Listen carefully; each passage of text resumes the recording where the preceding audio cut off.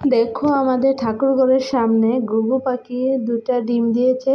দেখো ডিমগুলো কত বড় বড়, দেখতে কি সুন্দর লাগছে। মুরগি ডিমের মতন বড় বড় ঘুঘু পাখির ডিমগুলো আমাদের ঠাকুরঘরের সামনে এই টপে এর আগেও একবার দিয়েছিল, একটা ডিম দিয়েছিল। একটা ডিমটাকেও ফুটিয়েছিল, বাচ্চাও দিয়েছিল, কিন্তু তখন ওর বাচ্চাটা ও যখন উঠে যায় তখন বাচ্চাটা ওর সাথে সাথে উঠে পাখায় লেগে পড়ে গেছে। তো ওই বাচ্চাটা তো মরেই গেল। দেখো এখন আবার দুইটা ডিম দিয়েছিল, কি সুন্দর। এই দুইটা ডিমও কাকে খেয়ে নিল। দুইটা ডিম দিয়ে নিয়েছে, অনেক দিন হয়েছে, প্রায় 15 দিন এটা দুইটা কম দিচ্ছে, কিন্তু মাটি নিচে।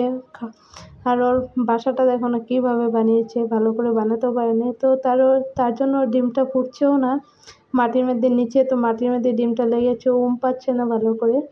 তো ডিমটা ফুটবে কীভাবে? তো কাকে এসে ওর ডিমগুলোর উপরে অত হামলা করছে কদিন ধরে, বেশ অনেক দিন ধরে হামলা করছে।